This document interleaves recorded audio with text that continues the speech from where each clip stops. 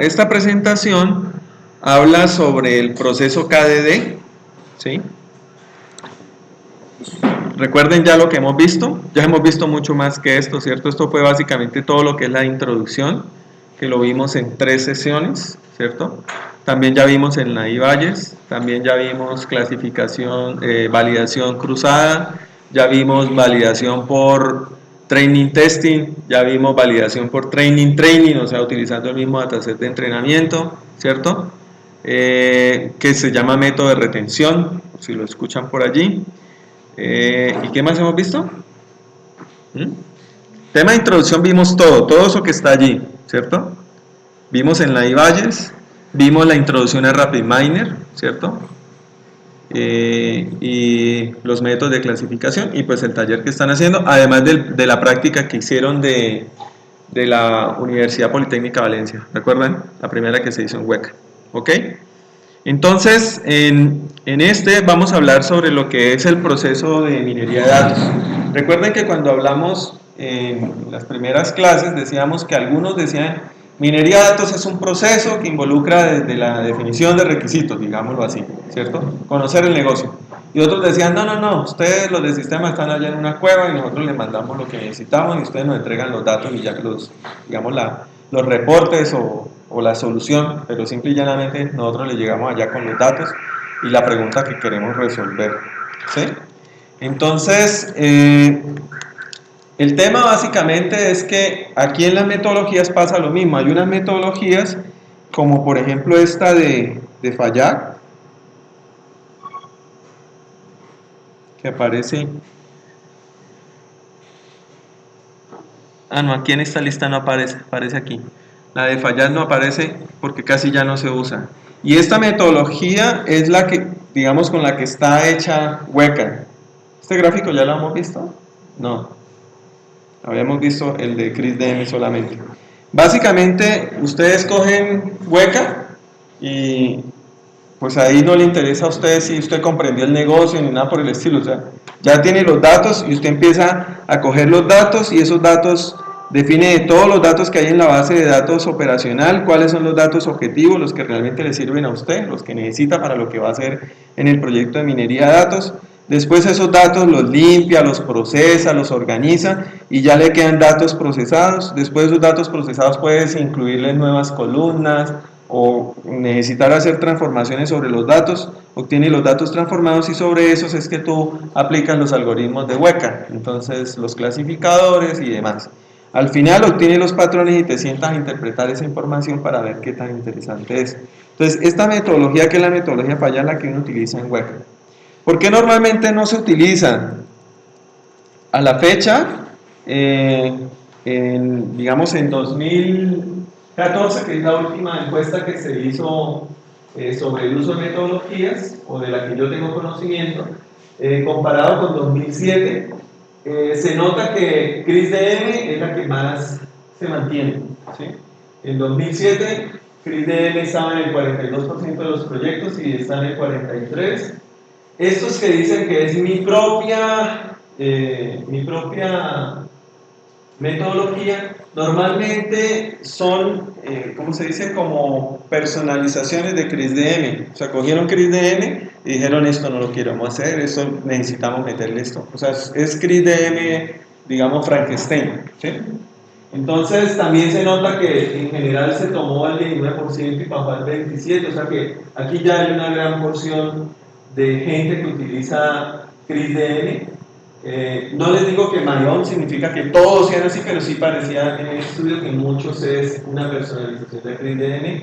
Está SEMA, que es una metodología de origen estadístico, esa la vamos a ver ahorita.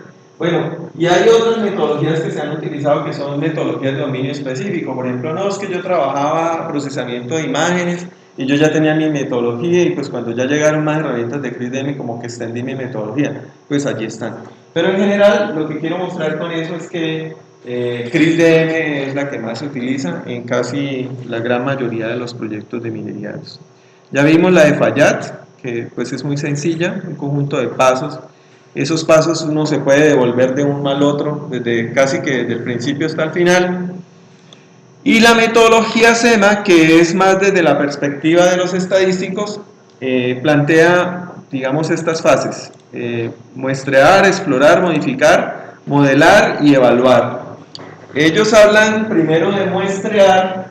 ¿Por qué? Bueno, y aquí lo ponen como una de las cosas que hay que hacer es el muestrear, porque normalmente los estadísticos en sus proyectos muestrean, ¿sí? Si ustedes miran ahorita con el tema de las elecciones, están en los sondeos y las encuestas y no sé qué, y usted mire y dice, uy no, pero el dato de la encuesta, 3.500 personas encuestadas, y con eso ya estiman que esos resultados aplican a los veintitantos millones de personas, y con una confianza, y ahí dicen confianza del 95%, error del 5%, con 3.000 algo, 4.000 personas. Y pues sí, porque por muestreo, recuerden ustedes, todos vieron estadística ya, ¿cierto? En estadística descriptiva a uno le dicen, hay una población, no sé qué, se hizo una muestra de tantos, y de esa muestra calcula uno la media, la desviación estándar, y le dicen entonces cuál es la media esperada para, y entonces uno hace una aproximación de esa media que obtuvo a la media de la población, de la media muestral a la media poblacional, de la desviación estándar muestral a la desviación estándar poblacional, y de la proporción muestral a la proporción de la población. Y hay unas formulitas. Entonces ellos dicen, no, si acá del salón queremos estimar, por ejemplo, el promedio de edad de los estudiantes de electrónica, de la facultad de electrónica, o sea, serían sistemas, automática, digamos que solo de los programas de pregrado. Entonces, los cogieron a ustedes, son 18.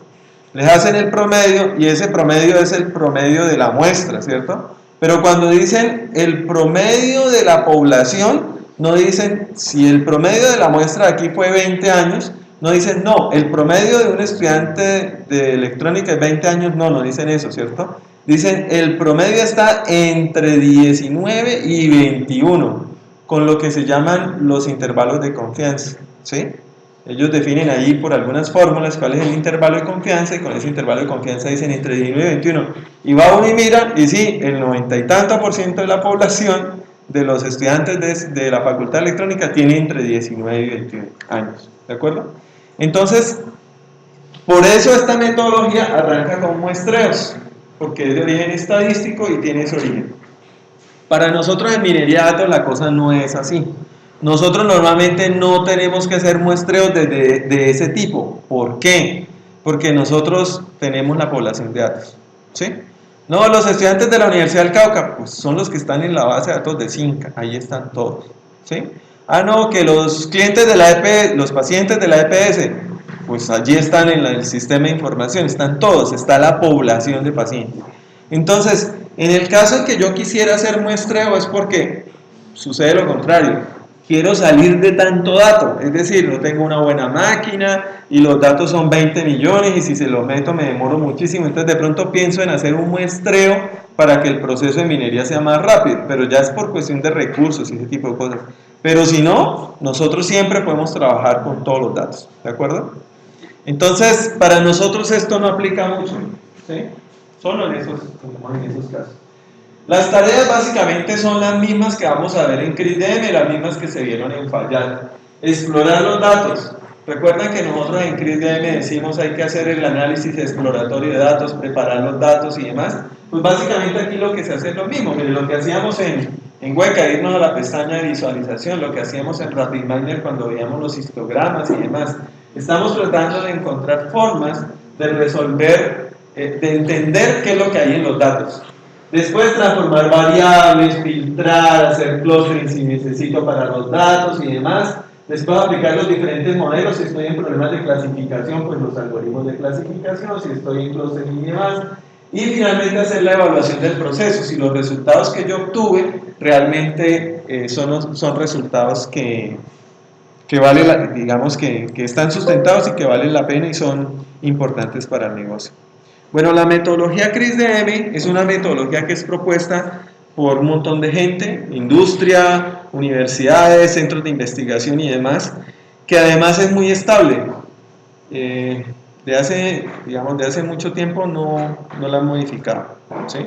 Esta metodología no es como la metodología, no sé cómo, cuando ustedes han visto no sé, hace 10 años que apareció UML, después apareció el modelo de proceso de Rational, y a los 15 días el Rational unificado, y a los 20 días el Rational ágil, y a los 30, o sea, es demasiada la explosión. Yo creo que ahorita uno va y busca procesos de desarrollo de software y pues se aburre buscando, ¿sí?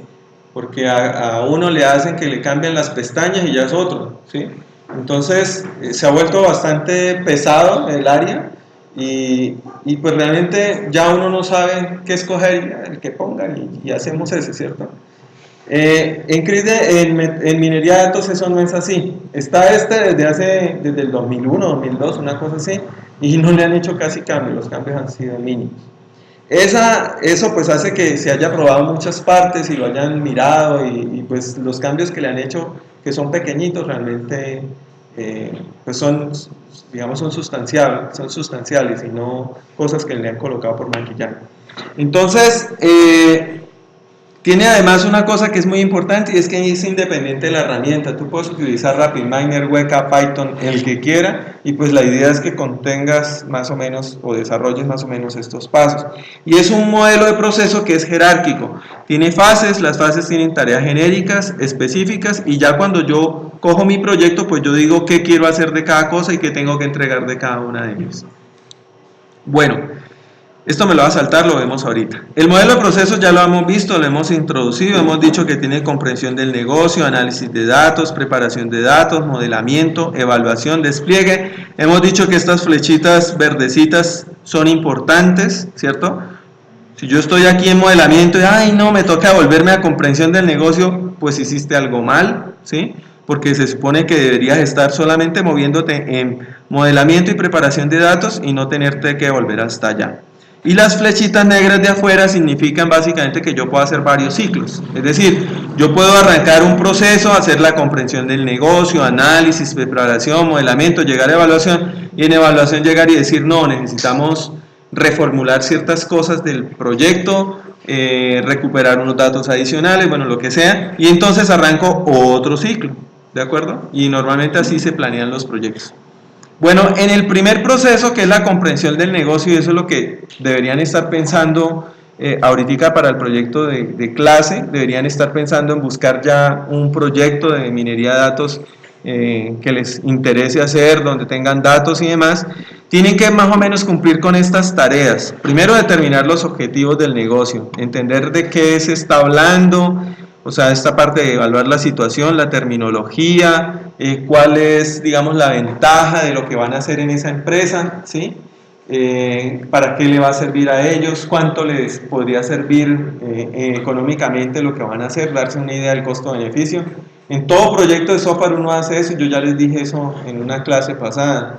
Si usted no hace la relación costo-beneficio es porque el man la persona que lo está contratando a usted ya hizo la evaluación del costo-beneficio y sabe que le están proponiendo hacer un proyecto porque eso le va a dar un beneficio económico, digamos, de mejora de procesos, de, digamos, resolver problemas de entrega de informes y demás a diferentes entidades del Estado. Bueno, y hay otras cosas allí que dicen, yo puedo pagar por eso tanto dinero. Y va y negocia con la persona, y si la persona le ofrece hacer eso por debajo de eso, dice, bueno, mi costo-beneficio está cubierto, ¿cierto? Entonces aquí un poco la idea es tratar de identificar eso. Cuando vayan a hacer el proyecto, pues obviamente ustedes no van a comprometer a entregar cosas, porque es un proyecto de clase, ¿no? Y pues no van a hacer en un semestre, no creo, no es que no puedan hacerlo, pero es bastante complejo llegar y decir que en un semestre con 6 materias más y lo que tengan que hacer van a entregar un proyecto que va a quedar funcionando en una compañía, pero digamos ustedes tienen que darse una idea de cómo va a realmente tener valor lo que van a hacer. Definir cuáles son los objetivos del negocio. Digamos que tomaron la tienda de Pepito y la tienda de Pepito, él dice, no, es que yo quiero identificar qué ofertas puedo hacerles a mis clientes para incrementar la venta de productos y adicionalmente pues mis ganancias.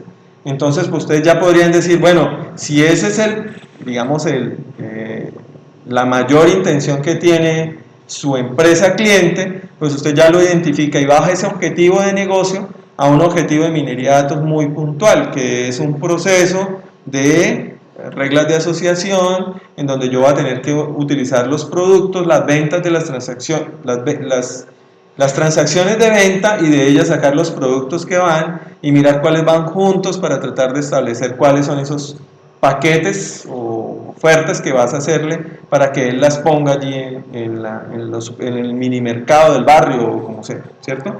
Entonces es tratar de identificar eso, ¿sí? Tratar de identificar, por ejemplo, qué realmente es un criterio de éxito para él y ese criterio de éxito para el cliente, cómo lo puedo yo traducir en un criterio de éxito ya del proyecto de minería de datos. Entonces para el cliente, digamos, su criterio de éxito es que usando el esquema de ventas por paquetes, sus ventas se incrementen en un cierto porcentaje para que su utilidad se incremente en un cierto porcentaje. Entonces, pues yo eso cómo lo puedo representar después en el proyecto de minería de datos. Querría decir que en el proyecto de minería de datos, que es un proyecto de reglas de asociación, yo tendría que contar con un soporte mínimo de tanto para con eso garantizar unas ventas mínimas de tanto y convertir lo que él quiere desde su negocio a valores que estén reportados por los algoritmos de minería de datos, ¿sí? Que yo pueda encontrar que esto que me dio al final, no, sí, mire, esta regla se le aplica al 10% de sus transacciones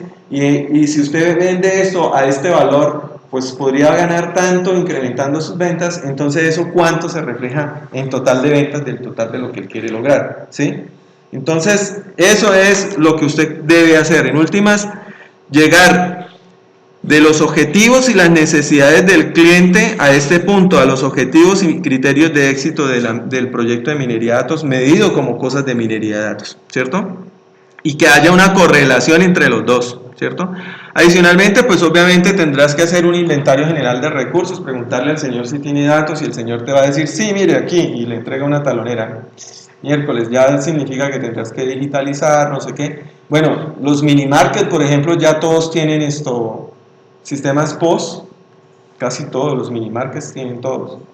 Entonces, pues ya allí está todo digitalizado, pero pum, problema, puede que no tengas la información de los clientes. Entonces, si quieres hacer algo específico para los clientes, ya no podrías hacerlo. De pronto podrías hacer ofertas, pero genéricas para los clientes cuando lleguen allí vean las cosas, pero no para un cliente en específico o para un grupo de clientes, porque no los tienes identificados. Entonces, tratar de darte idea de qué cosas tienes para poder llevar a cabo tu proyecto.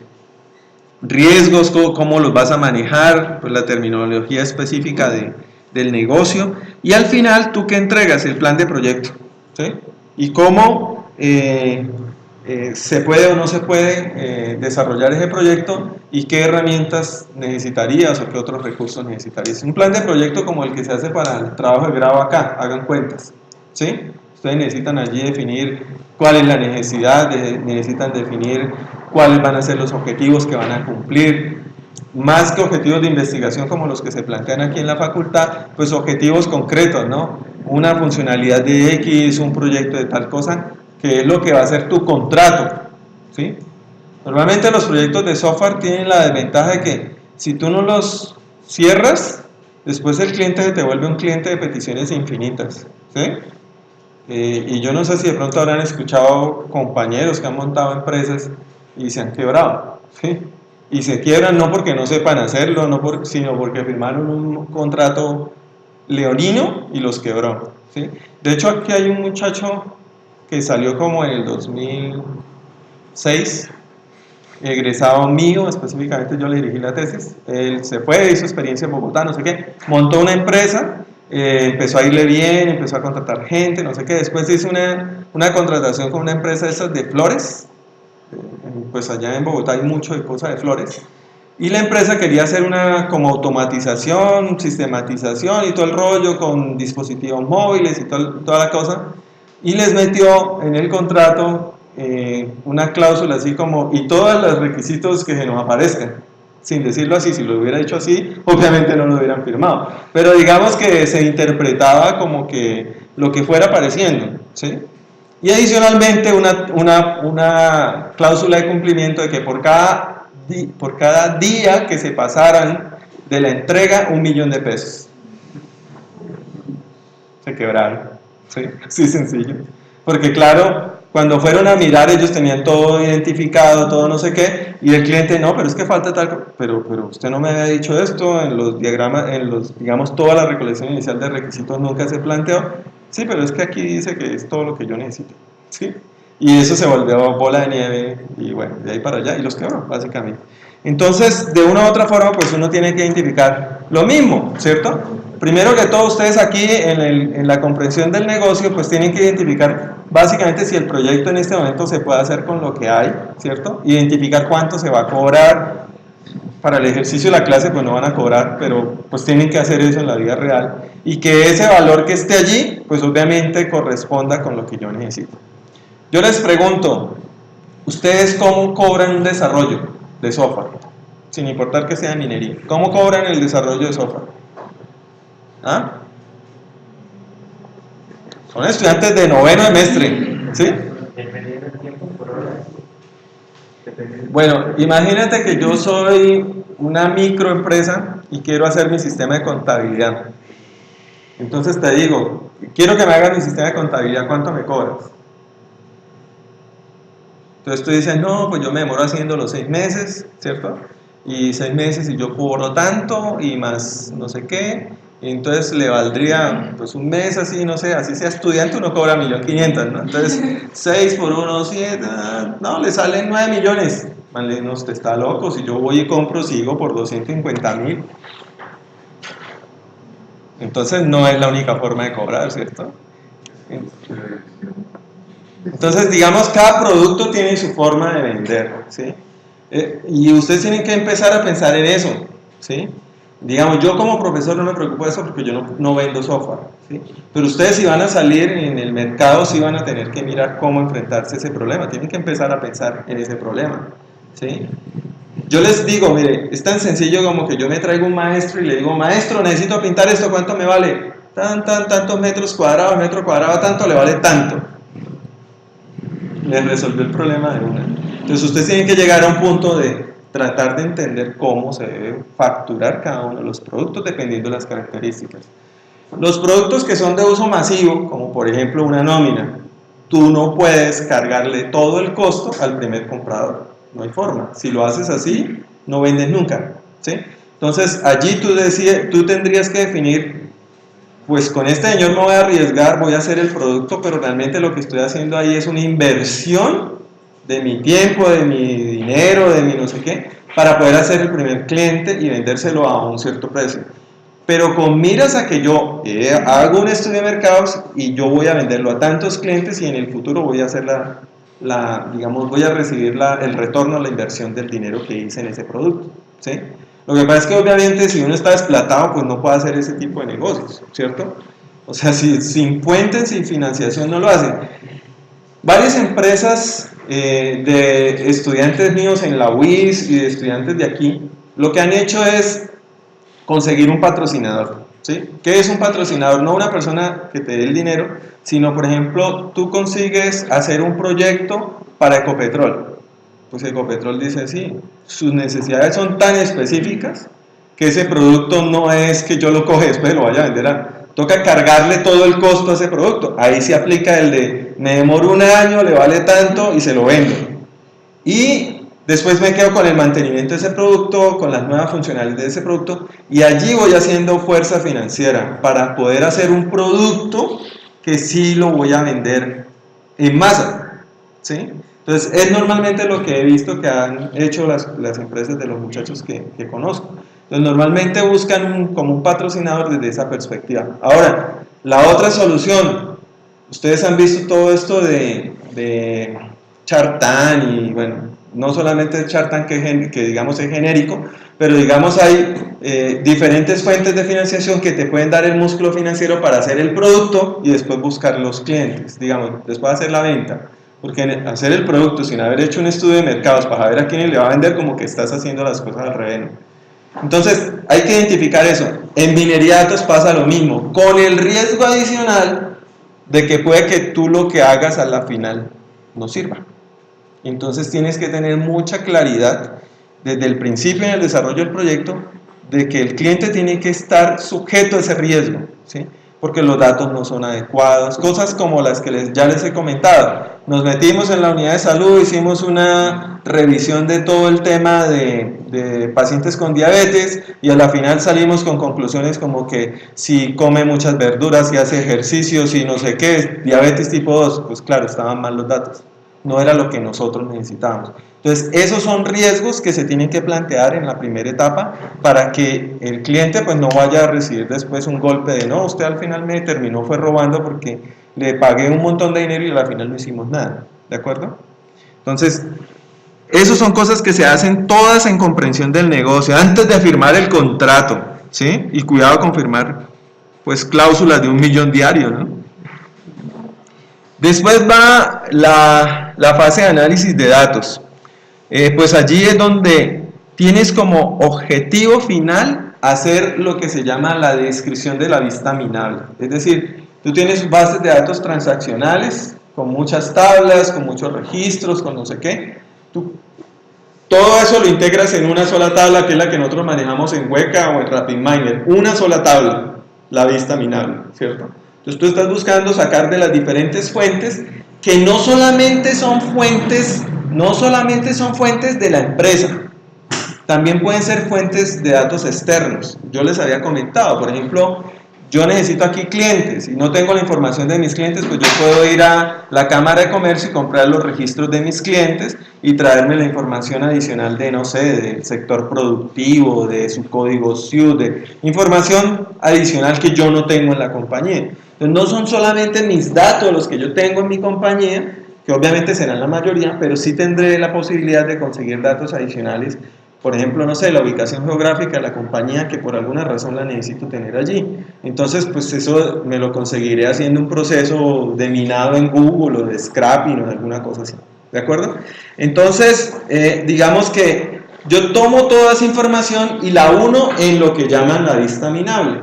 Y cuando yo digo la vista minable, pues después a esa vista minable yo tengo que hacerle el proceso de revisar qué tan bueno es la vista minable, cuántos datos hay malos, nulos, vacíos, como los quieran llamar, datos que estén como salidos de la norma, ¿cierto? Ejemplos, el promedio de los estudiantes de la facultad electrónica, pues el promedio tiene una figurita, digamos, como una distribución normal alrededor de 3 algo, dependiendo del programa, 3.7, 3.8 por allí, ¿cierto? Y baja casi que nada, o sea, de 4 o 5 ya no encuentra uno nadie, ¿cierto? Es asimétrica, con una media en tal parte, ¿cierto? Entonces uno dice, bueno, esos datos se parecen a la realidad, están bien, y resulta que tú ves ya hay 3 valores en 4.8, ¿sí? Entonces, bueno, hay que mirar, ¿no? O el man es un nerdo, o el dato está mal, ¿sí?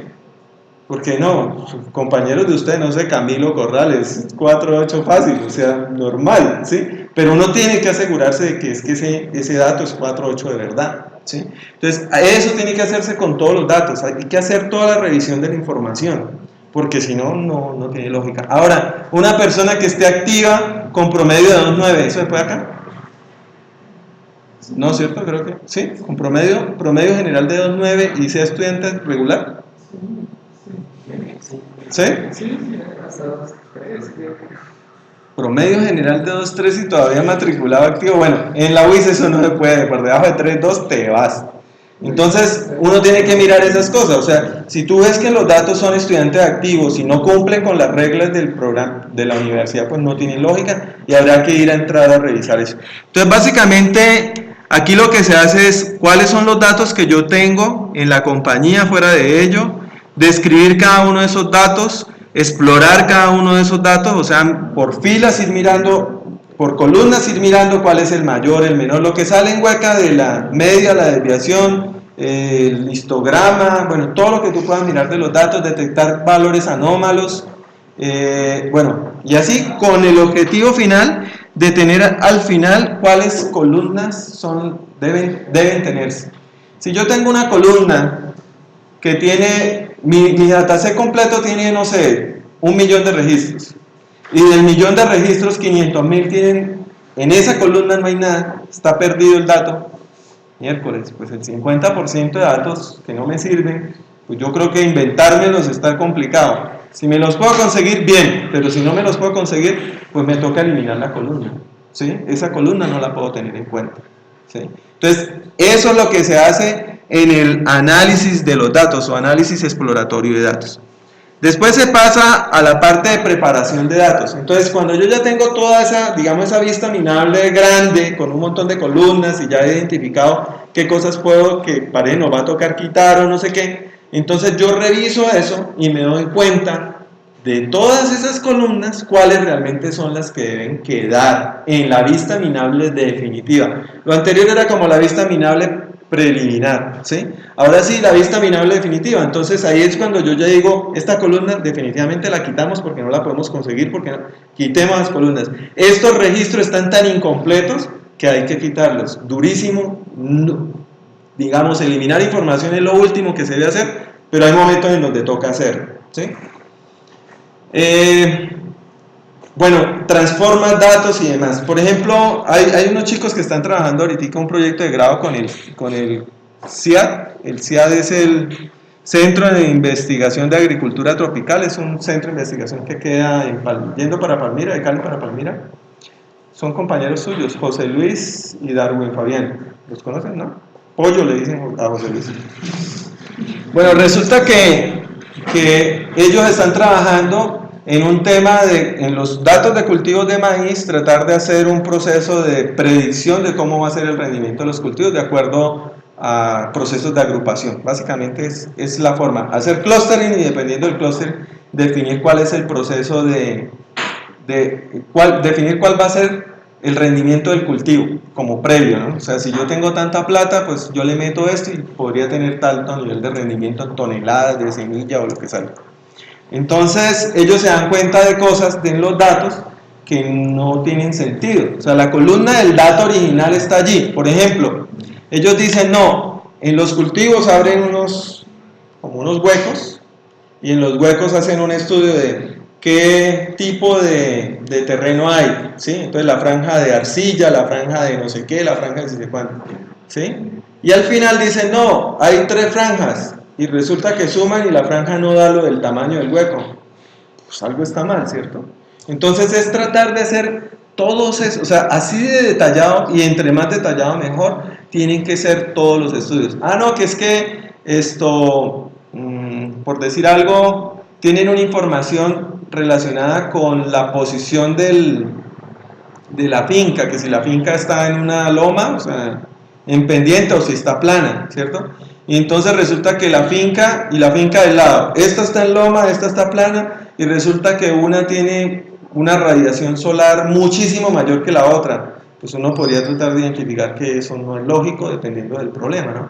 Que porque la una, entonces, todo el día recibe sol, la otra solamente recibe en las mañanas por la inclinación, y esa tiene mucha más radiación solar que el otro, pues no está como bien. Entonces, ese tipo de cosas hay que hacerlas, o sea, hay que identificar todo, cosas como que el teléfono, y el teléfono, muchos teléfonos, 9999, ah, no, es que eso no tiene teléfono, no, eso no quiere decir eso. Tú tienes que ir y preguntarle a las chicas que registran, bueno, a las secretarias o a los secretarios que son los que hicieron el registro, ve muchachos, ¿ustedes por qué metieron 999 el teléfono? Ah, no, es que nosotros metemos eso cuando el señor no da el teléfono. Ah, ve, no significaba lo que usted pensó, ¿sí? Y si no lo das por algo, no quiere que lo llamen, ya, eso sí tiene un significado concreto dentro del problema. Entonces, cada una de esas cosas hay que saberlas en el análisis exploratorio de datos para llegar a la vista minable en la preparación de datos y dejar la vista como es. Al final tú tienes la vista y tienes un reporte. ¿Qué quedó y qué se quitó y por qué se quitó? ¿De acuerdo? Eso es lo que haces. Bueno, y reformateas datos, si los datos están de una forma y tú los necesitas de otra forma para que los algoritmos funcionen. Después pasas al modelamiento. En el modelamiento, pues si tu problema es de clasificación, utilizarás muchos clasificadores, no uno solo, muchos clasificadores, probarás, evaluarás, afinarás parámetros. Hasta ahora nunca hemos hecho afinamiento de parámetros, nosotros simplemente decimos J48 y corra. Pero allá, en las cajillas, hay unos parámetros, ¿cierto? Que si quiere que haga poda en el árbol, que si haga que prepoda, que si quiere que el árbol llegue hasta cierto número de elementos en cada hoja, y si es menos ya no siga, digamos, descomponiendo el árbol. Bueno, hay cada uno de los algoritmos. No, una red neuronal, y nosotros decimos hay red neuronal y corra. Pero nosotros le dijimos cuántas neuronas, cuántas capas, no hemos dicho nada de eso, ¿sí? Entonces, todo ese proceso de afinamiento es el que se hace en modelamiento. Escoger cuál es el problema, escoger cuáles son los algoritmos que vamos a utilizar, aplicarlos, afinarle los parámetros a los algoritmos y al final, digamos, obtener el modelo que es el que se quiere, ¿cierto? Configuración de parámetros, descripción. Finalmente hacer la evaluación como la hemos hecho, por training, testing, partir el dataset en porcentajes y validación cruzada, ¿de acuerdo? Después de eso, ¿qué hacemos? Pasamos a la evaluación. Entonces, evaluar los resultados. En este caso, digamos, la evaluación tiene digamos, el objetivo principal es no solamente evaluar el modelo, porque eso se hizo en modelamiento, ¿cierto? Allá yo definí, no, tanta exactitud, tanta precisión, tanto medida de F. Bueno, aquí lo que se quiere es evaluar el modelo en términos de eso que están diciendo allá en tanto por ciento de exactitud, si realmente eso nos sirve para llevarlo a producción, o si nos toca hacerle más cosas, o si definitivamente no se puede lograr el nivel mínimo para mandarlo a producción, para que se utilice. Eso por un lado. Y por el otro lado, para evaluar el desarrollo del proyecto. ¿Qué hicimos en cada una de las fases? ¿Qué pudo haber quedado mal para corregirlo? ¿Cierto? Y pues digamos que no volvamos a cometer esos errores en otros proyectos, y adicionalmente, pues si es necesario hacer otro ciclo, pues esos errores no cometerlos aquí. Y finalmente, si la evaluación fue positiva y se debe ir a producción, entonces pues hay que hacer el plan de despliegue. Entonces el plan de despliegue implica, no sé, toca hacer una aplicación web o una nueva funcionalidad del sistema del banco, del sistema web del banco, en donde las personas digiten sus datos y le diga si le va a prestar o no le va a prestar la plata, ¿sí? Entonces, ¿cómo se va a hacer ese despliegue? ¿Quién lo va a hacer? No lo haríamos, digamos, el grupo de minería, sino que eso sería un requisito que se le pasaría a la gente de desarrollo para que lo hicieran. Nosotros le mandaríamos el árbol de decisión, la red neuronal o lo que sea, que le entrega el resultado que necesita. Y adicionalmente, cada cuánto tendría que volverse a aplicar el modelo, porque el modelo no puede quedar estático, ¿cierto? Yo hice el modelo y el modelo funciona por un tiempo, pero después nos van llegando más datos y tenemos que reentrenarlo y volver a hacer todo el ciclo para volver a pasar eso a producción, ¿sí? Entonces allí son, digamos, las cosas principales que se hacen en cada una de ellas. Bueno, en definitiva, digamos, los modelos tienen cosas que son similares, pero pues obviamente es evidente que el de CRISP-DM contempla cosas que son más, digamos, más parecidos a los ciclos, a los procesos de desarrollo que se utilizan en ingeniería de software. Es iterativo, es incremental, utiliza fases, etapas jerárquicas, bueno, cosas que son más parecidas a lo que hoy se usa en ingeniería de software. Una cosa que les quería decir aquí, que me lo adelanté, fue lo siguiente. Yo puedo llegar y coger el modelo de CRISP-DM y entonces voy a hacer un proyecto y entonces lo instancio para el proyecto, ¿sí? Entonces eso es, pues el modelo es instanción. Otra cosa es que mi empresa se va a especializar, que normalmente sucede eso, las empresas de CRISP-DM, de minería, se especializan en áreas específicas, ¿sí? Entonces yo soy una empresa de minería de datos para el sector petróleo. Pues a mí no me pregunten de EPS, ni de educación, ni nada de eso. Entonces, como yo me especializo allí, entonces, ¿qué hago? Yo cojo mi modelo de CRISP-DM, hago mi propio CRISP-DM, de ahí lo personalizo para que se ajuste a mi área de negocio, y todos los proyectos los desarrollo como con esa versión de CRISP-DM, ¿sí? ¿Qué es lo normal? Normalmente tú no estás cogiendo CRISP-DM, para este proyecto, y entonces otro proyecto, no, entonces cogamos CRISP-DM y miramos qué nos sirve. No, como son compañías que son especializadas por áreas, entonces normalmente tú haces el modelo y lo aplicas, ¿de acuerdo? ¿Preguntas?